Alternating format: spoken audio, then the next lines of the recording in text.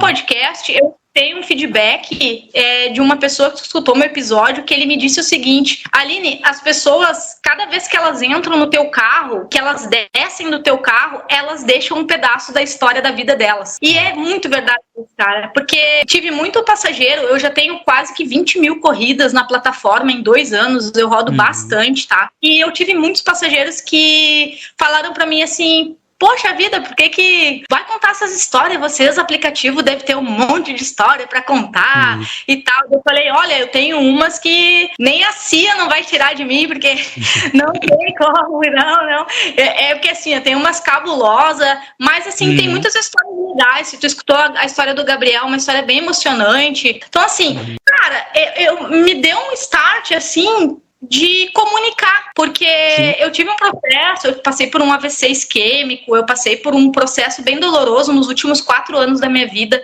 e eu toquei no fundo do poço, cada um tem a sua história, mas eu toquei o fundo do poço e eu precisei me reinventar, e eu me senti muito sozinha, porque eu acabei pegando uma depressão, pegando essa questão de fragilidade no meu psicológico, e fui tratar isso, fazendo aquilo que eu acho que eu gosto mais, que é me comunicar. Então eu juntei a parte das histórias das pessoas com a parte de me comunicar. E aí saiu o Apelas Podcast. E esse nome surgiu da onde, Apelas Podcast? Então, eu sonhei com esse nome. Na minha cabeça, assim, veio o quê? Porque muita gente vai pra internet e acaba tendo que dar uma apelada pra poder criar um conteúdo.